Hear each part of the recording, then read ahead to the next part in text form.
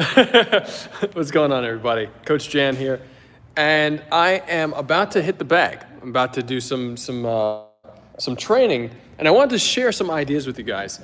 And I've been talking a lot about rhythm lately in Tai Chi, rhythm and timing. Timing is much easier to talk about with push hands, etc. But rhythm is not just for push hands; it's for your forms. So if you do Tai Chi forms and you're not aware of rhythm, it's something to start becoming aware of. I remember when I was a kid and growing up around my parents' masters, my father, Master Chen Kai-chen, would say that the chi runs through every person in its own way, and that that's why every form looks different. Part of why every form looks different. I'm just cleaning the lens for you guys. So, and I always loved that. I always loved that concept of the chi runs through everybody a little bit differently and moves you differently. However, so yes to that. That's cool. But let's also talk about how repeatable the rhythm can't be so unique to everybody that no one else can teach it to anybody else. So that means that timing is a real thing, rhythm is a real thing, establishing a rhythm, breaking that rhythm. These are all, when I say real, what I mean by that is that they are measurable overtly. So when someone gets punched in the face, because they might have done a little rock backwards to suck somebody in, and then they throw the punch, and they hit him in the jaw, that everyone can see that, and we can all say, hey, you know what, that guy got hit. The other guy had some really good timing on that punch, and he had good timing because he understood the rhythm and creating the rhythm and then breaking it when he wanted to do it. So, and I wish that when I fought Sancho, I fought semi-pro Sancho for Li Tailang, for his New York International team, and fought the Beijing team when he brought them here in 2001. So when I did that, I wish I had more coaching like what I'm about to share with you now, which is the concept of creating shapes, and we'll talk about the rhythm as well, but the concept of creating shapes and essentially removing concepts of fighting. In other words, the tension that comes with the idea of fighting somebody, removing those ideas and bringing the shape which can do whatever your intention, whatever you intend for it to do, whether that's knock somebody out or move something or break something or redirect someone's pressure and move them aside. The same punching mechanic can redirect and roll someone over their own shoulders. You can use it to strike, you can use it to reach through and create a solid 50-50 clinch, and all these different ways to use this one mechanic. And today, I'm gonna show you how that works in a bag. So it's gonna be great. So, that being said, here, let me find the best, there we go, that's pretty good. I'm gonna move this back a little bit so you guys can see it a little bit more. So, moving this bag over here, shout out to Shaolin American Self-Defense Academy, Sensei Donnie Jeffcoat, who allows me to come in here and train on a Friday night by myself. It's always such a privilege to be in a martial arts school, such a beautiful school. Any martial arts school where you're given space to practice the art that you love. I always deeply appreciate that. And so shout out to Sensei Donnie Jeffcoat. And if you're in North Hollywood, you should come here and train. They're a very open-minded school. Shaolin American Self-Defense Academy, Kempo, karate stuff, really, really great. Kung Fu, Kempo, karate, really beautiful. So the ideas, I've talked about this so many times in my Tai Chi to the People videos, where I make these hour-long videos where anybody can come and join and train. With my Justice for Hire project, check it out, justiceforhire.app. And you'll see that I talk about this concept right here. Now, obviously, I'm speaking. So this little drop down and come up, I'm talking through it. You would really just be inhaling, exhale, go to sleep, inhale, wake up, exhale, go to sleep. That's not to say that you're not gonna do the exhalation, throwing your punches out and sinking and pushing the breath work and visualization through the hand, or letting the torque of the waist, all that stuff, pushing through the opponent, into the opponent, exploding stuff, it's great.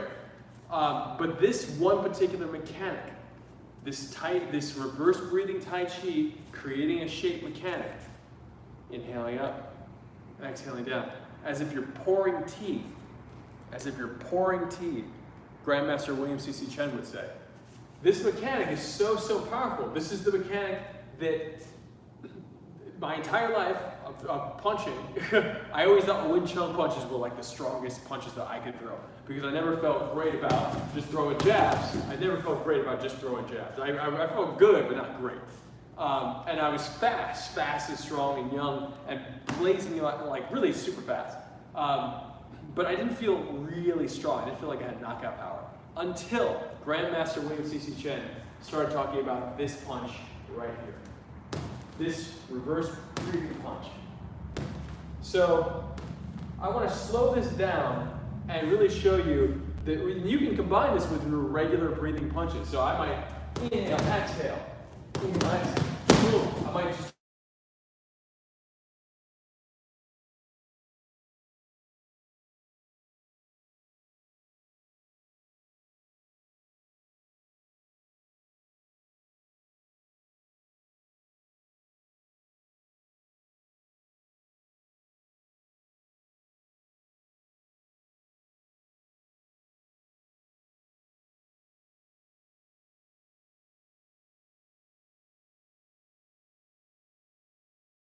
I'm doing the cross with this reverse breathing, and the concept is creating the shape. So whatever comes in front of the shape, when I say removing the fight from the shape, from the punch, you're inhaling, creating that shape, and whatever's in front of it doesn't matter. Your willpower is to create that shape. So when you're fighting somebody, this is what would make the punch super hard for me. When you're fighting, that shape that you've created might go through the object that is in front of you. So you create the shape, release it. Create the shape, release it. Create the shape, release it. Create the shape, release it. You create the shape and release when you're ready to release. And that might make it look like you're doing a hard push or just sticking the hand out there. Your intention matters. And I want to be really clear with my language. I'm using intention, very specifically. If you intend to leave your hand out there and to essentially keep the opponent at a distance, that's great. If you intend to just pop the opponent and drop them down, meaning boom, and it's fast, that's great too. You can do that too. The concept of the shape, the speed at which it comes out is up to you. You can still pop your jabs and your crosses and then any punch you want, throw your hooks really beautifully with the same breathing mechanic. You're creating the shape and letting go. I love the way I was trained years before I learned this technique, so I still combine it. I exhale and I inhale. I exhale and inhale. When I've only done this, reverse breathing, inhaling to throw the strikes, if I only do that, it feels great, but then I feel like I'm missing out on some of the other stuff that's more traditional that I love too. So it's up to you, but right now I'm going to do a workout.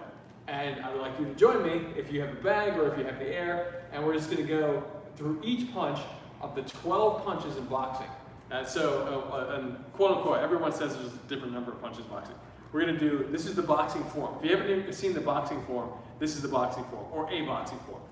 Jab, cross, hook, hook, uppercut, uppercut, body shot, overhand, step back, punch to the gut, drop, and lift up, boom, like that, right up the center line. And then you can do a southpaw. So, I like to get through all of those punches. That's what I'd like to do tonight. So, I wasn't even planning on necessarily shooting anything. I was just going to work out by myself. But I'm going to do this with you guys because I did.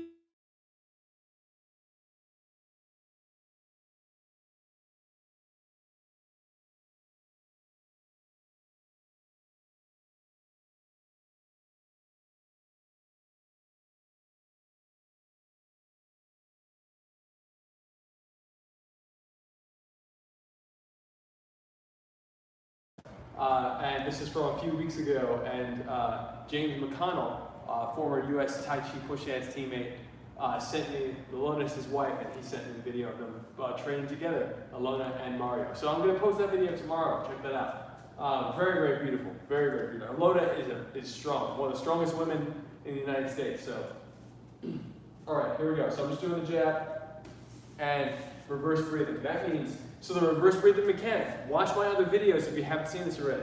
The reverse breathing mechanic. I'm in, for boxing, I'm in my boxing stance. I'm in my boxing stance, 70% of my weight forward.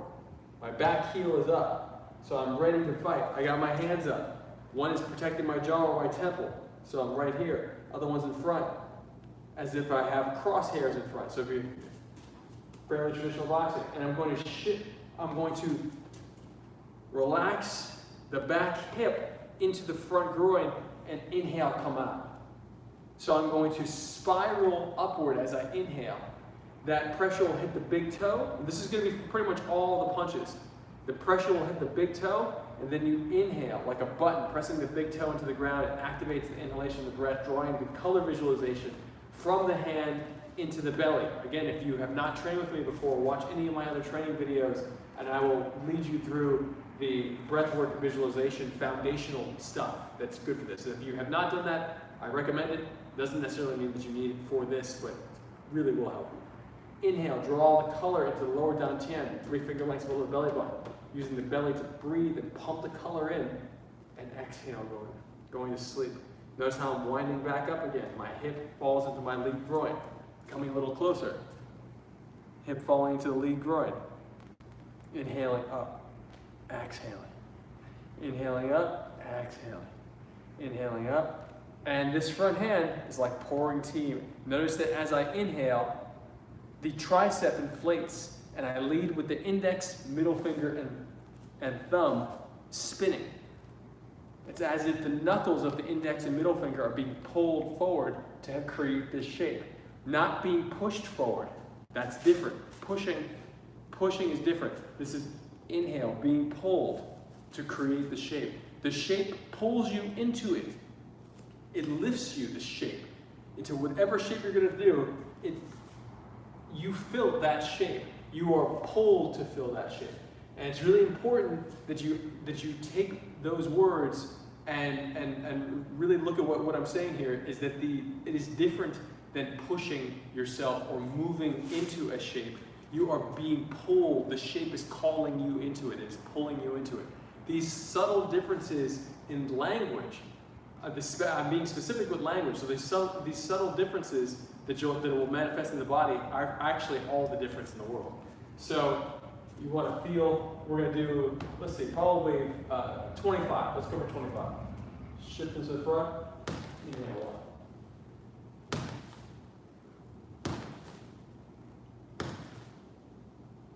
So just now, I'm softening up a little bit too, because you want to really make sure that the winding, that you're not grinding the kneecap either, or unnecessarily shaking the kneecap. So I'm softening, coming into it. I have to really listen to my muscle fibers to make sure that when this pressure, the contact happens and I'm creating this shape, that I feel the pressure go down the leg in a way that makes me feel as if the object I've connected with is just part of my structure. And I feel firm between me and the object I've connected with. It's different than a pop. You might see a pop jab where someone throws like this. Notice my hip is turned. This is great. The structure's in the back leg, as you can see. So my structure's in the back leg, not my front leg. That's fine. And sometimes you'll jab like that, and that's okay. Right now we're talking about something very specific. And we're talking about inhaling, connecting here, and feeling the structure go all the way down the lead side into the ground, the pressure going down the structure. And this is part of your structure now. And drop. And when I say that, that does not mean that you're leaning. Here, I'm leaning. Notice that if I took this away, I fall forward. Here, I'm not leaning. If I take this away, I'm still here, because my structure is so solid. That's not to say that you can't adapt this idea to this back leg. You can't. You can totally adapt it to the back leg. But here we're going to talk specifically about this front leg. So inhale, down. We're gonna do another 20.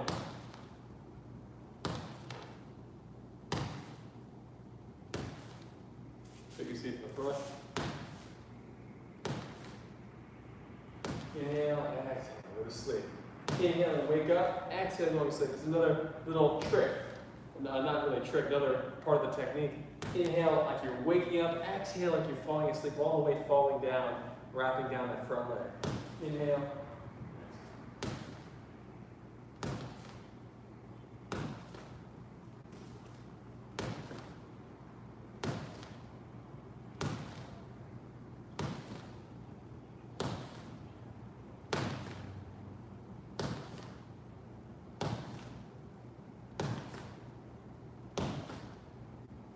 All right, so that's 15, that's 25 or more, and now we're going to do the cross. So the cross, when you do that cross, it's a little bit different. The load on the cross, the load for the jab from the front leg off, the load on the cross also is on the front leg, but rather than letting that back hip fall into the front groin, you're going to open up the hip, pulling it back like a slingshot.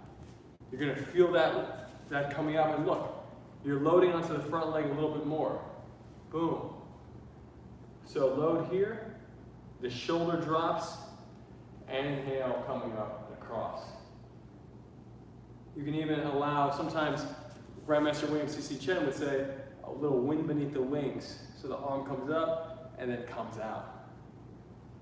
Of course, you have to be realistic with fighting, and the wind beneath the wings, all this other stuff, may not make any sense at all for a particular fighting situation. So you might be like this, and it doesn't make any sense for you to lift that up and wind beneath your wings or anything. You may need to just throw that across. Totally fine. What I'm getting at is find the mechanic so that if you are in a situation like this, but you practice this wonderful load, boom, and pouring the teacup. If you are in a situation like this, and you're really tight to the body because you don't want to get hit and hurt. It's something like when I spar bare knuckle, sometimes I spar bare knuckle, and you can see those videos online too. When I do that, it's you know, it's intense. You know, you don't want to get hurt, so you may not want to even have any space. Sometimes people say put an apple worth of space between your elbow and your rib cage, and so sometimes that won't make sense. So if you're here and you're really tight and you still want to get that power out of this mechanic, it's okay. You can still get that power. You can still adapt this mechanic to a moment like this. You're taking the punches, you step, look at this little wind up. Here, bang! Right here, that little subtle little bounce. These mechanics can happen in the smallest space. Look at that, right there, smallest space. The mechanic happened in the smallest space. Right, that little wind up, right there. Okay, so we're gonna do the full wind up, which is load into the front leg. And when I say load, that means pull the back hip back like a slingshot, like you're loading it up, but you're very soft, so you shouldn't feel any, I'll choose a different analogy, because a slingshot, when you pull it back, there's tension. And so that is the wrong analogy. I've got to correct myself. So when you wind up, you're opening. Let's just call it opening. Oh, the language should always be evolving to be more specific to what we are attempting to convey. So open the hip, and you'll feel that the hip wants to go back. Inhale, and let the breath pull the knuckle forward. And as it pulls the knuckle forward, the difference between this cross and this cross is that a more traditional cross coming all the way across your body, straightening the arm out, you're not going to straighten the arm with this one. As a matter of fact, you may not go too far past hips being square to the opponent. Boom, here. You can go a little bit, I will go a little bit past, but I won't go too far past, because I really want to get this mechanic of feeling super solid before I do a full extension. So, bang, when I go for a full extension and I reach a little bit more, I'm still maintaining that sense of this slightly beyond square structure.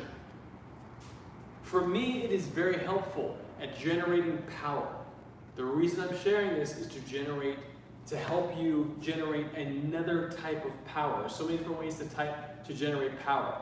It is another path to generating power, and each one of these, the result of all these different paths, they all vary in slightly different ways in terms of how they feel in the body, but the real end game is that you hit somebody hard enough to stop them. So, loading up, we're going to do 25 on this one. Go to sleep.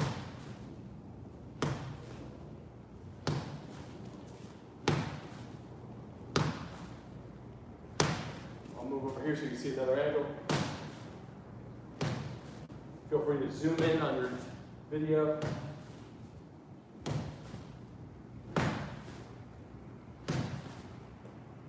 Notice that I still feel like I'm pouring tea, that the tricep lifts up.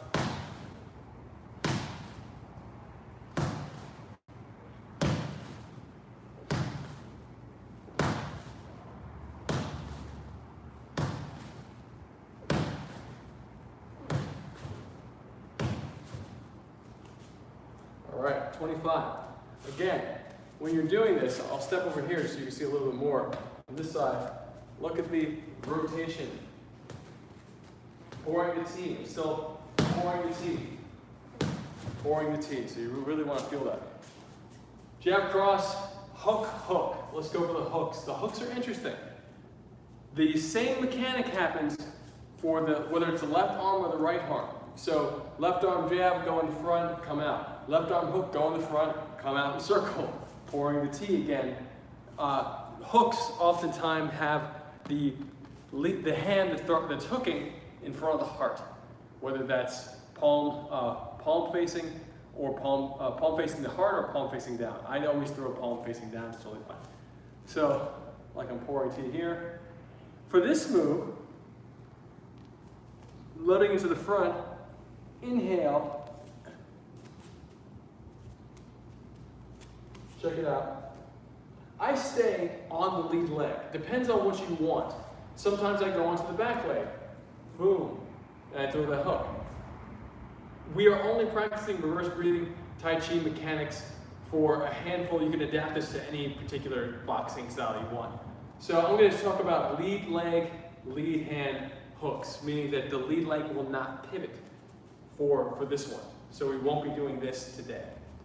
Only lead leg and structured on the lead leg, meaning the weight on that lead leg. So load into the front, inhale. Now notice the shape. Now you can see that there's some tension in my shoulder, so let me soften the shoulder as much as possible. It's okay if there's tension in your shoulder when you throw these hooks, as long as you recognize it and you soften out, so that you're essentially minimizing the tension. And while you're minimizing that tension, really directing the muscles to wash that pressure down the ground, into the ground, through the body. And that's something that you just get used to as you take the pressure. You want to minimize the tension and maximize your energy expenditure and your pressure redirection in your own body. Going into the front leg, inhale, coming up. When you inhale, come up, remember we're inhaling into the shape pulls us to it. We feel the shape. We are pulled to feel the shape. In the front.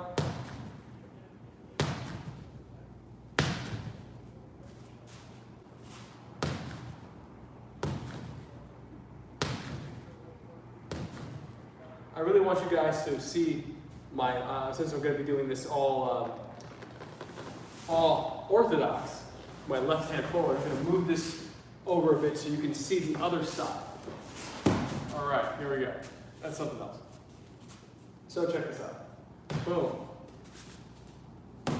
10 more. Now it kind of looks like I'm throwing a jab here sometimes too. And sometimes I'm doing really a long hook. You can do a short hook too. So now my next 10 will be a short hook. 4, boom. Inhale, big toe to the ground, a whole shape, receiving the pressure going down to the ground.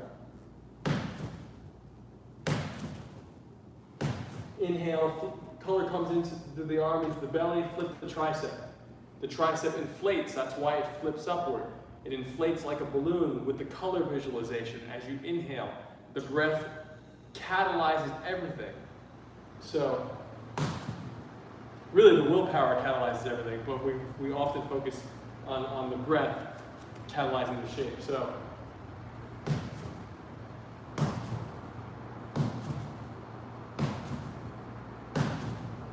boom, okay. So now we're gonna go right hand. Right hand again, loading, inhale, come up, and look at that. Still pouring the tea. My other hand I'm keeping down just for demonstration purposes. You should never really do this. If you're sparring, unless you have control of someone else's hand, throwing the hook that way, keep your hands up. So, here, inhale. Notice that I'm still pouring the tea. Still have the flip of the arm. Ready, 25.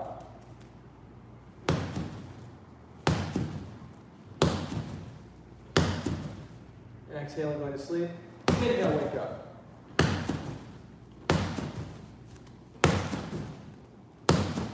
And if you're hitting harder than you normally hit, you might feel some rattling in your body. It might be shocking to you. So if that's the case, soften up. If you feel it in your shoulders, if you feel it down in any particular area, and it feels a little bit like a shock, you're doing the right thing. You just need to do it a little more slowly and really pay attention to when that pain or sudden shocking sensation it becomes very, very, it minimizes, essentially. This should feel soothing. So if it's just a little bit, that's fine.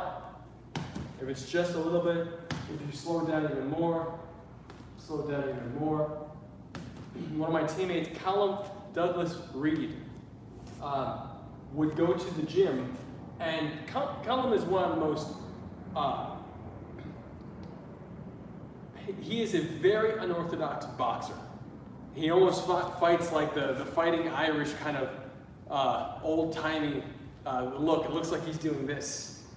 And then he just hits you super hard with these amazing, beautiful shapes and angles because he is so dedicated to Grandmaster William C.C. Chen's reverse breathing techniques. Callum is a phenomenal and unique martial artist. So I'll say when he would go to the gym, he would just touch the bag. When he'd inhale, he'd create the shape. And then he'd touch it again, and he'd inhale, create the shape. And he'd keep doing that. He'd keep going a little bit more, a little bit more, a little bit more. So wherever you start, you don't have to go and hit the bag. And you see a lot of people doing disconnected bag work. And that's because a lot of people do disconnected exercise. And when I say disconnected exercise, that means that they are not coordinating their breath work and their visualization with their movements. So they're not projecting the mind or the chi. Not that I don't say that word much, but I really do mean project your energy, your awareness through your body when you do any exercise. That's why Shaolin monks, or a handful of Shaolin monks that do this well, do it so well. Like when they do certain things, it looks amazing. Michael Jackson was another person who would do that when he would move. He would project the mind and his breath work through his body. And there's proof of that. I saw a video coming about that. So here, when you do it, disconnected boxing looks like this. You just, you have your you throw in your, and that's not to say you can't get some good work out of this, because right now, if I just do this, that's great. I'm not putting too much into it. And it's a little bit different, but you'll see folks, kind of just be slapping a bag, and then they'll get harder and harder and harder because they're just warming up their muscles. Because that's really all it is to them. It's a workout. And there are folks that who are more dedicated, who have the focus and the power, but they still may not have the visualization side, which helps to soften, minimize the tension, and really help you project the mind to the body. It doesn't mean they can't hit you hard. It means that the martial side is almost too yang or too martial without having the softness to it. Because you want to have the softness too. So again, for these exercises, soften in, do it at your pace, and then start to really solidify that shape as you feel stronger.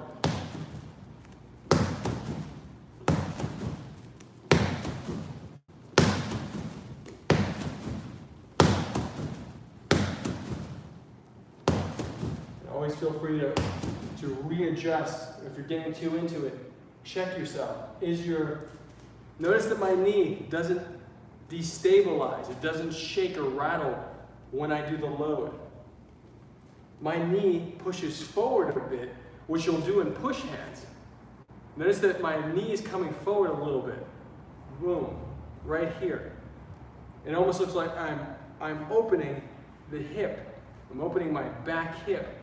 And I'm compensating for the opening, helping with the opening, and compensating my balance and distribution by pushing my front leg forward. This is a massive, massive thing to understand when it comes to being able to feel solid in your stance against an opponent. Super, super important. So this is happening right here. It's just not being applied to necessarily playing push hands or grappling or stand-up grappling. It's being applied to loading your punch because you want the same type of rooted nature, that solid stance, to be felt through your fists when you make contact. So, load, bang.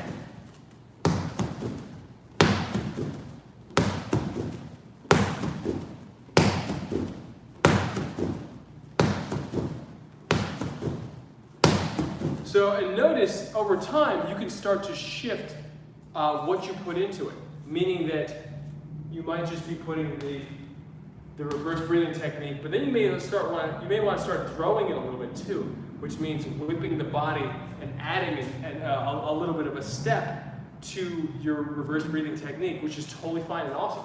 So you might be playing around, and all of a sudden, this is what really makes it yours, is when you decide to do this with timing and rhythm. Boom, when to whip that punch across and to get that really, really great torque behind it. Boom. And so you're essentially making the reverse breathing body mechanic a blitz. You're making it mobile, because a lot of times you'll see, if you watch the reverse breathing Tai Chi form that I've shown on the channel, it's every step is very calculated. Very calculated. Boom. And I'm just doing some of the footwork now. Very, very calculated. There's not a lot of leaps. It's not like covering a lot of distance. So covering distance and leaping is super important stuff. So you want to be able to combine all of this, but you want to get the core mechanic down first of each one and then bring them together. So we just did jab, cross, hook. Now we're going to do body shot. Body shot is going to be right here. So the body shot, boom. You're going to inhale, and this inhalation, load into the front, inhale, and it's as if the fist is being pulled up. Boom. So this digging upward, sometimes you may see people just swinging the arms like this to loosen up their body. And you know, how I feel about body shots, I can throw some body shots, you know, and feel good about it, but I'm not the best body shot like guy. Doesn't mean I haven't bodied people with a body shot. But what it means is that I feel that my structure uses the mechanic for body shot, my natural body type, for me, utilizes the body shot mechanic for grappling better than boxing. So when someone gets you with an underhook and we hook the underhook to redirect their body and then maybe throw a hook or a body shot to their belly, like that's cool. That's fun. But for me, just throwing the body shots here and here, it doesn't always work that's not part of my main strategy. But I do use the mechanic of the body shots and push hands, etc. So, bring it over just a little bit. We're going to go for the body shot now. The body shot, if I were to do it forward, it's called a piston punch. That's a karate thing. So we're going to do it on the angle, coming upward. So we're dropping the level, loading off that front leg, inhaling up. And this is essentially similar to the concept of reaching through the curve, where I'm really extending the arm, inflating the tricep, reaching the hand up and around, So I'm not just coming up and out. I'm inhaling, inflating. So I'll drop down, inhale, inflate, and create this shape. My knuckles are being pulled up, as if they're being pulled up to the corner, across. So inhaling up, down, like that. Inhaling up, and the bag will be right here. So I come around, inhale, I reach around, and then let it fly upward. Some people will talk about the body shots as stepping. So you step, which makes a lot of sense. Totally makes tons of sense. But even with the step, if you add that concept to this, the first thing you want is that structured impact. You want your shape to be structured to take the impact and deliver a solid, to feel solid on it. You want to feel solid. So that's different than someone swinging their arms like this. One of my first, actually even one of my Sancho fights, I did that before I really knew how to box, well. Did this. And that sucks. You don't want that. I still got points for it, but it's not best practice. So here we're going to inhale, boom, come up. Again, you can soften this. I'm in the front leg, boom, drop down. Low. So I'll break this down even more. Load into the front, let the hand come down, inhale, let it be pulled upward. Boom. It loads. As you load into the front leg, you can then lower the hand and inhale, come up. Super, super important. I'm just gonna blow my nose real quick, 1 second. But super important to allow yourself in these moments to have little breaks in the shape that are intentional, that are just to help you understand what's happening between your hand and the other person's body. Your body shots aren't necessarily going to go from your face to their body. It's not going to go here. That's not the body shot. You have to get that momentum, and you might, like Mike Tyson, swing up and then open up and do it. But even there's that disconnect for a second to create this L shape. You can also just call it that. You create the L shape, inflate the tricep, and let the knuckles be pulled to the target. The kidneys, the liver, the spleen, etc. So, solar plexus. So, boom. Drop. Up. Notice that I'm tucking my head. My back is still kind of straight. Down.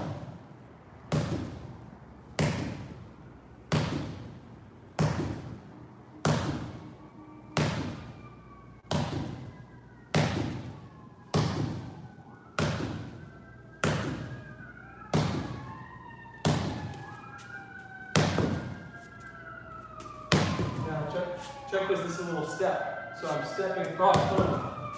Same mechanic though. This time I load it as if I'm running. We're just talking about the walking concept. So if I step out, I still bring the same mechanic of the arm inflating into my step, and I just switch the legs. So you can still do the front leg, and then you step across, boom. Use the back leg, but the structure, the shape of the arm going through the body, the only thing you're doing is switching the legs and letting the pressure go down the other leg if you were to switch and step with it. So that makes a lot of sense when you're boxing somebody, boom, boom, boom, boom, boom, and just coming across and really using your angles, etc. So now we're going to do right hand. Load, one. So that first punch I threw was kind of straight in. So fine, similar to a piston punch, etc. But I want to emphasize going around. So here's the bang, I'm going to hide behind it. I can hit it here. Instead, I want you to really emphasize this circular motion here. So boom, I'm out here. I got my L shape. I'm going to bring my L shape over to the camera. There's that L shape right there. Bring the L shape up, and here we go.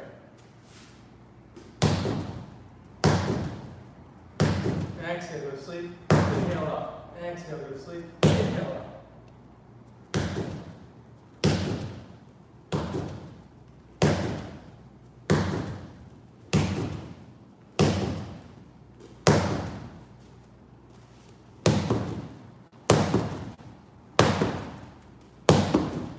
Another interesting thing I just did that should be noted, stepping, bringing out. So that step, you can add the flair of footwork, rhythm, etc., all this stuff to your boxing, but you still keep the same core mechanic, this reverse breathing mechanic to create that structure. You just want to get it down so you're adapting it to various angles and to different footwork styles. So if I step out, boom, I can still throw it. I load it into one leg, I shift it like I'm about to pitch, throwing a baseball. So I load into one leg, I step, load to the other leg, same thing is happening. So I'm still doing the same exact mechanic. I just switched up my footwork a little bit. So here, but again, the main thing you want to be able to train is this load into the front leg, the knees coming forward, stabilizing, opening up the back hip. You feel like you're opened up, you want to return to the center. Naturally, you want to return. So you allow it to return as you inhale, pull through the shape.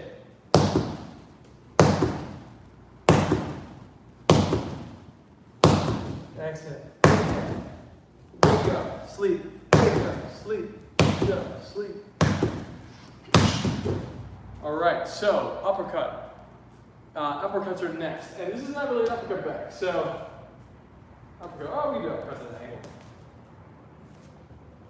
One thing I should say about the hooks too, is that there is oftentimes Grandmaster William C.C. Chen would talk about a hook, load, hook.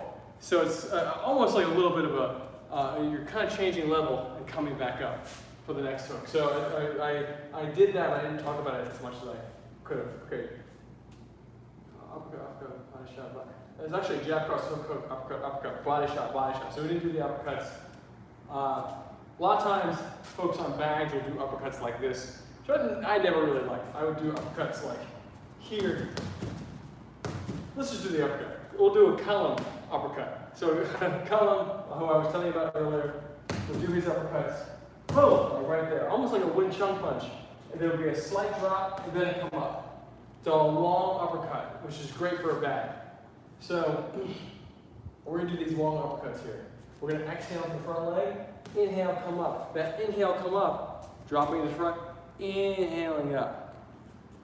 Drop, inhaling up. Right there, drop down, inhaling up. Super important. Same concept, now we're just angling it up. Depending on how, I'm sure this, there we go. Depending on how you, I have wrist trouble. So not trouble, I have wrist challenges, meaning I was born with, I say this all the time on videos, with scar tissue, weaving my muscles together on my wrist, so I can't really turn my wrists up. So I really do throw more of a Wing Chun punch for my uppercuts than spinning my hand, meaning I don't uppercut like this. I uppercut on this hand like this, rather than like that.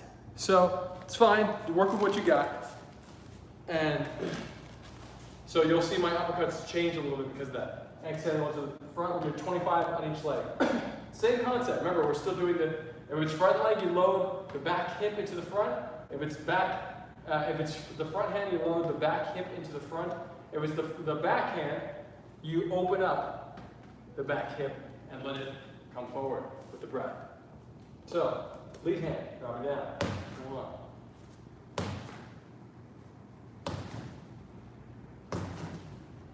And you want to draw, let your shape, the path, predefine the path. So your uppercut, sometimes it will come straight out, but normally you want to go under and up because there's an opening in the opponent. The opponent may have their lead hand a little long here, you just want to pop right into them, boom. So the lead hand might be here, and you go under it and up. It's great. So that means if your hands are here, you have to do a little level change and draw that line. So the shape that you're pulled into is also pre-visualized in terms of the pathway you take.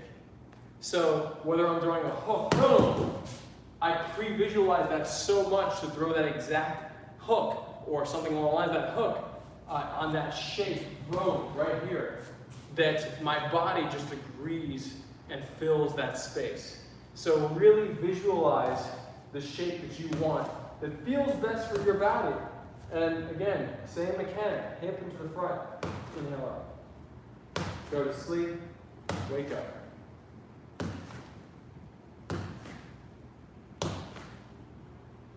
Index and middle finger knuckles being pulled up. Other side.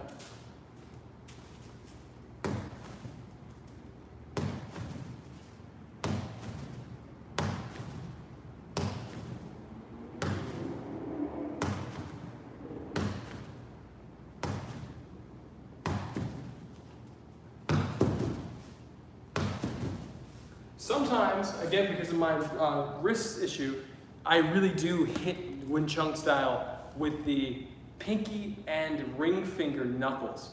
Wing Chun, as I was taught as a kid, emphasized the pinky and ring finger knuckles, unlike a lot of other interpretations of Wing Chun that I've seen. That'll still lead with the very traditional index and middle finger knuckles. So it's worked for me well, for a very long time. It's only worked for me. I've never had any issues. I'm very grateful for that. So that being said, that only happens in my left hand. My right hand I can turn a little bit more, so I get my more traditional index and middle finger knuckles making contact. So here we go with the right hand, 25. Go to sleep. Slow down if you need to, just to get that contact. Boom. And notice that I feel like I'm leaning a little here, so I have to fix my stance so that I feel the structure, so that if I were to take this away, I don't fall into it. Boom.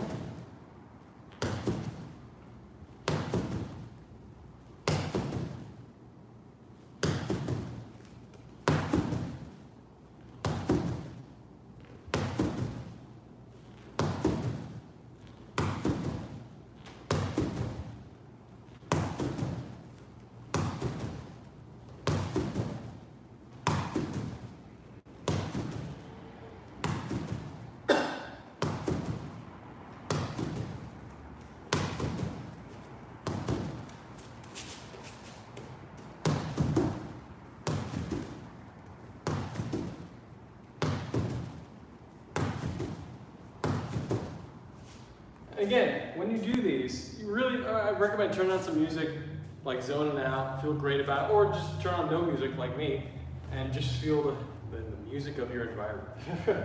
So, jab, cross, uppercut, hook, hook. Jab, cross, hook, hook. It's supposed to be uppercut, body shot, we did those reversed. And now it's overhand.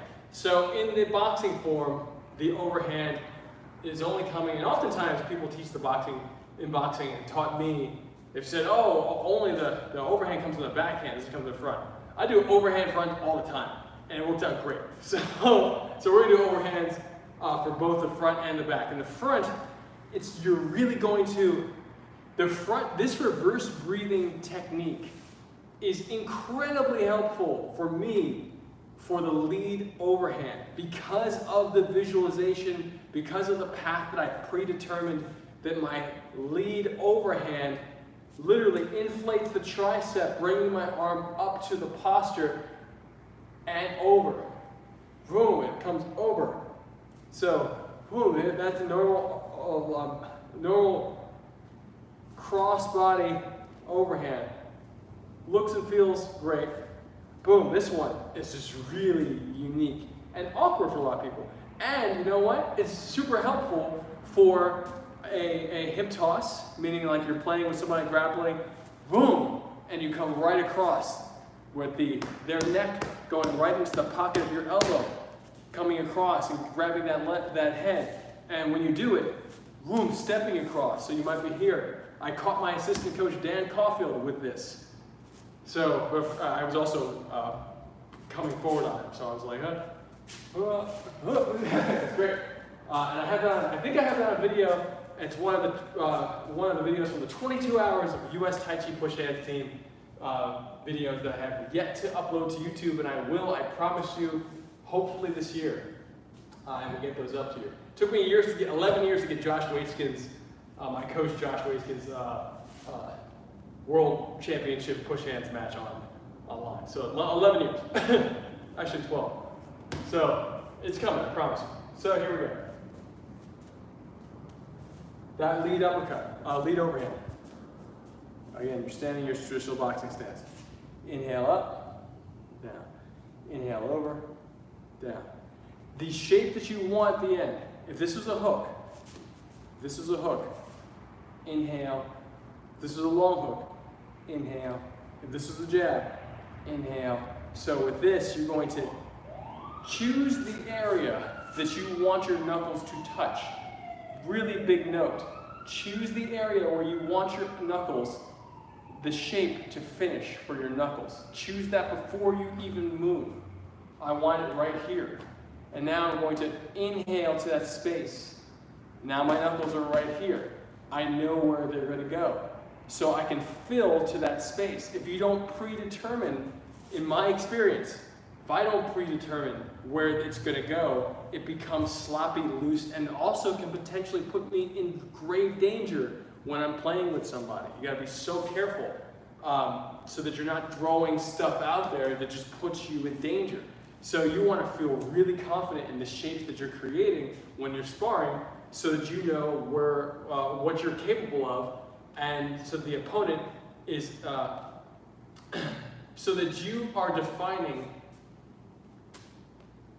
You're defining the limits of your own body.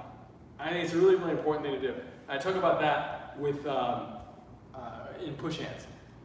It's with single-handed push hands. Just, you define how close you want to let somebody get, how far you want to keep them away when you define the shape of the arm that you want to play with.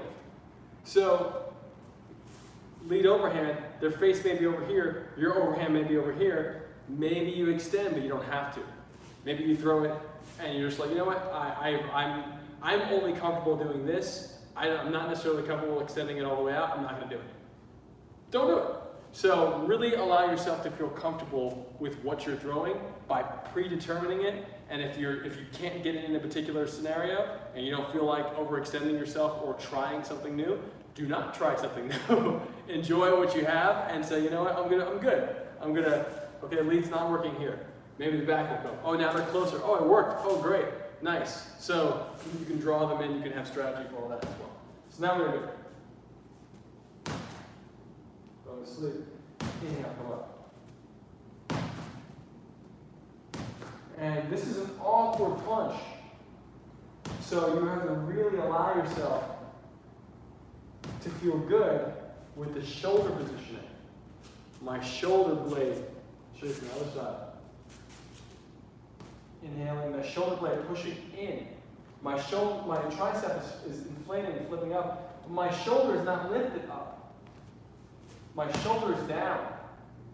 So I'm not putting unnecessary tension to my shoulder. I'm doing my best to keep my shoulder relaxed.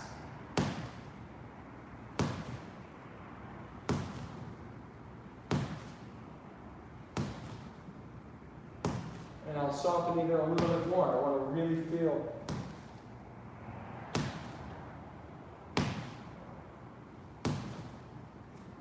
I'm doing it from the other side.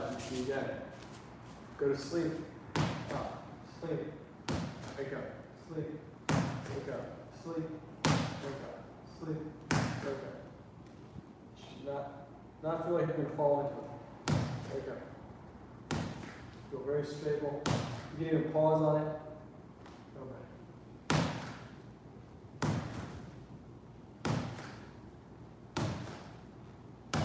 All right, now the rear. With this rear overhand. Sleep, wake up. Sleep, wake up. And if you feel it, like just now I jumped into that a little too fast, I felt it rattle in my head a little bit, which means I have tension locking the pressure into a path that goes up and shakes my head and my brain. Not good. So I have to make adjustments. Slow down. Load. Inhale, flip up. Really feel the shoulder blade disappear to the upper back so you can get that a little bit more power. just that little bit more power right there. And how that, if you get that power and you start feeling it rising up, try to figure out how to get that pressure to move down. What do you need to soften in your body, or angles you need to adjust in how your bones are aligned? Here, here, here, my hip, my rib cage. So I'm noticing if I just lower myself a little bit just before impact, boom. So in other words, coming up, it's feeling better.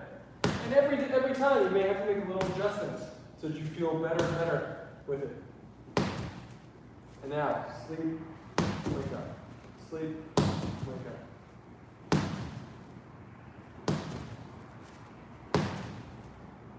You might find that straightening your posture will help as well. You might find that playing small may not necessarily work for you, so you may want to play tall. The other side.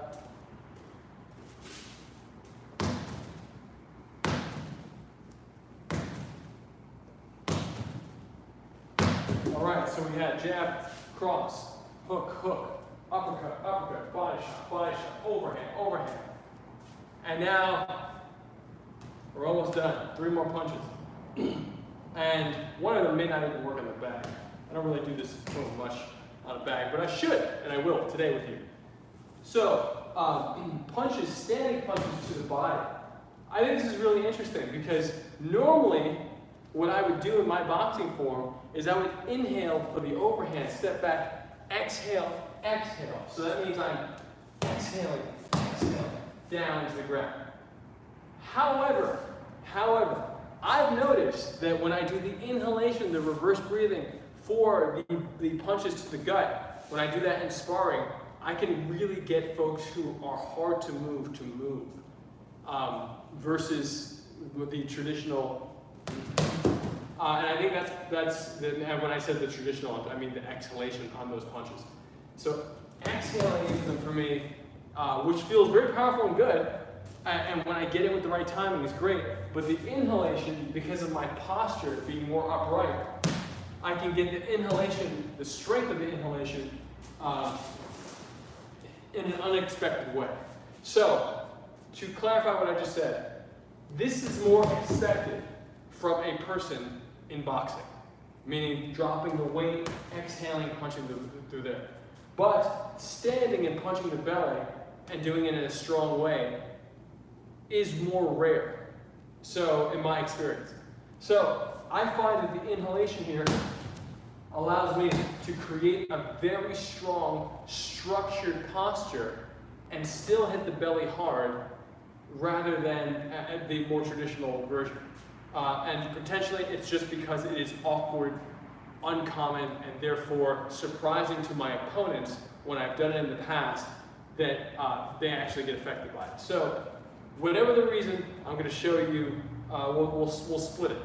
So we're going to do the reverse breathing, and then we'll do the traditional, just to balance it all out. Reverse breathing, low to the front, inhale. Low to the front, 2. So now I'm pouring the tea downward. So the structure still comes into play. Whatever angle you do the structure, whether it's a hook, a jab to the body.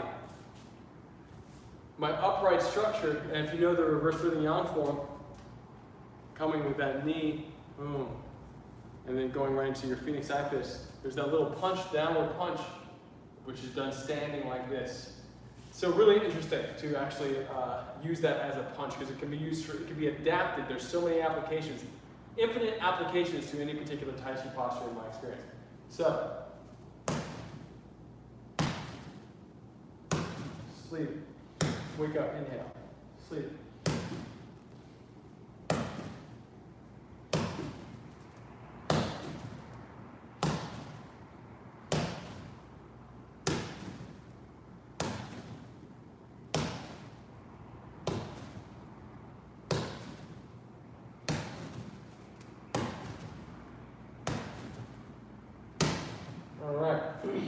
other side. So I only did 15. I'll do 10 of the other ones in a second. So here we go. Oh, sleep. Okay. Sleep. Notice that first one. The first one, I didn't even do the overt sleep. That's because that little mechanic, I can get that mechanic to pop up. That it is so ingrained in me at this point that it is easier for me to whip it in a small and subtle way without having to go all the way down. And I'm even a little surprised for how easy that was for me just now. So going to sleep and waking up and just being able to pop it out without having to do too much of an overt one, wind up. However, do the overt wind up because it'll help you get it. You do it more broadly so you can get better at it and make the circle smaller and therefore become more efficient. The greater the centrifugal force, the greater the output. When you combine all of those small circles around the body into your body. So, sleep, wake up, sleep, wake up. Come to the other side.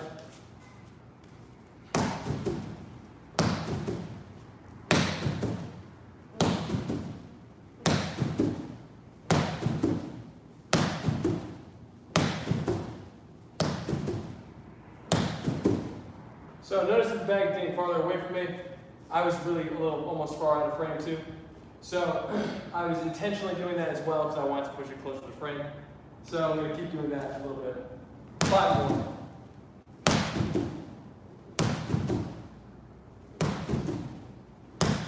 So that was intending to push the bag back. Let's go for the intention to go into the center of the bag, shifting my intent slightly. Let's see how that works out.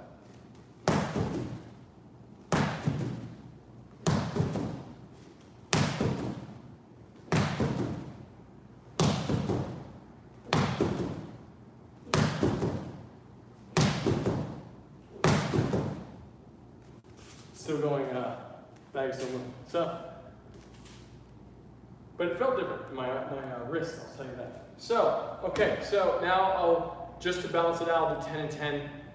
And the 10 and 10 of the traditional breathing, that traditional breathing is exhale, spiraling down, pushing the breath and visualization into the bag. So that looks like this. So I'll just do 1, 2, 3, 4.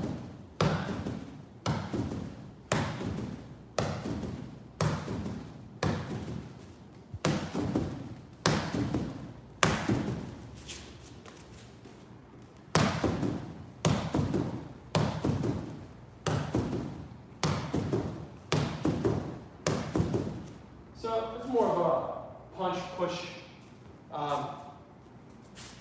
Doesn't say that it's not refined, it's just different. So last punch of the 12 punches of that boxing form that I talked about. 1, 2, 3, 4, 5, 6, 7, 8, 9, 10, 11, 12. Yes, okay, so 12. Sam Levine taught me this. Sam Levine's a great guy from the JKD family, and I've talked about him a bunch. And I think you might see some of his stuff on my channel. A few things. Sam Levine is a very talented martial artist, former Sabat fighter as well, and he really taught me this in his JKD training. I learned this punch just like this, but the way Sam sliding up the middle, but the way Sam taught it was way more powerful, where he would drop the weight and come down, which is way similar to Grandmaster William C.C. Chen's reverse breathing and how we would adapt the reverse breathing to a squat. So we would do the reverse breathing squat, inhaling, reaching the fingers out, and exhale. Inhale, reach the fingers out, and exhale. And that same posture we would use to run opponents out of rings, to push them up over their own shoulders and out of rings. Same posture. So, as that squat. So with this, I found this similar to the squat in the sense that there's something coming up and out as a counterpoint to what's dropping down. And you're inhaling, well, you're not necessarily inhaling in Sam Levine's version. In this version, my adaptation, you are inhaling to inflate the tricep and to get that hand, that knuckle, to slide up with a little moth or something like that flying on, to slide up right up the opponent's center line. I've gotten this a few times in sparring. It is not something that I whip out all the time as part of my repertoire, but I like the mechanic. I think it's valuable, and it does help in push hands. These mechanics do help a lot in my push hands game. So here we go. So standing, inhale up, and just, again, this is not my best technique, but what I am attempting to do is to connect, and my hand is on, I'm casual right now as I'm talking to you. So I'm attempting to connect the inhalation and the structure so that when I meet this, I find myself very structured between the bag. And if you look really closely right now, you'll see that my front leg doesn't have enough structure. So I want to fix that for myself. So I need to figure out. Notice that I just adjusted my back leg into my front leg. Here, I adjusted it to my front on this bag. So now let me see how this makes an adjustment. Sleep.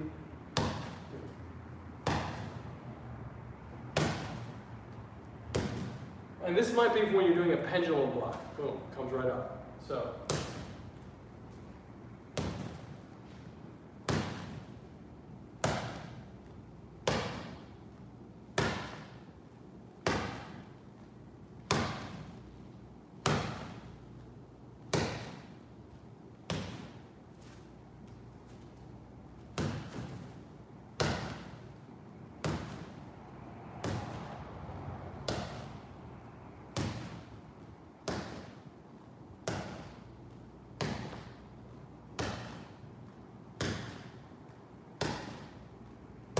Alright, let's try the right hand. Right hand, I'm going to switch legs in this because I wouldn't necessarily think to do that.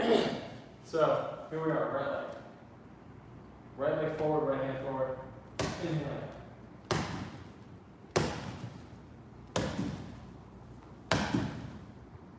So I'm trying the difference between just going down and collapsing into the front and inhaling out. Two very different feelings. Here and boom. So here, boom, here, boom.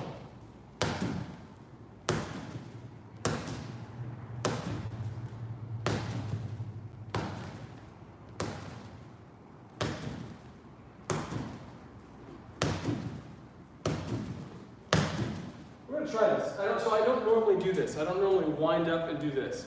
I'm going to practice that right now, because I do get this in sparring a lot, meaning this position, but it doesn't necessarily land a lot. I'm wondering if I do this, oh, like that, comes up, oh, right to the face. Always gotta experiment, have fun.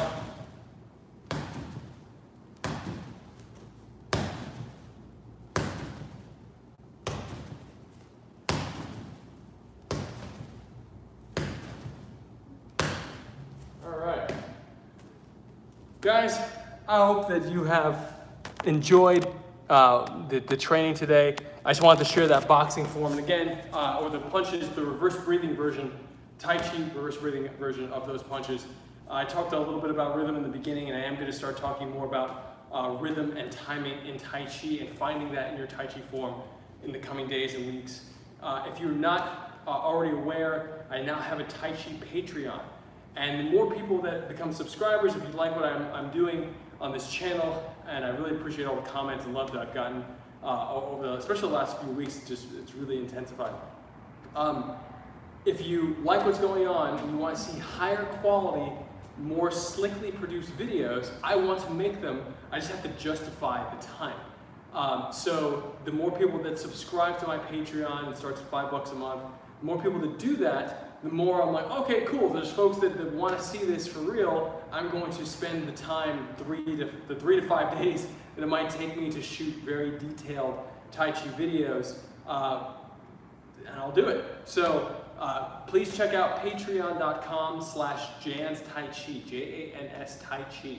And if you like it, become a subscriber. I also have some other tiers that are more about my Tai Chi coaching And when I say Tai Chi coaching, I mean that's for students and teachers. A coach is different than a teacher in my experience. I've had Sifus, and I love my Sifus, and I treasure what they teach.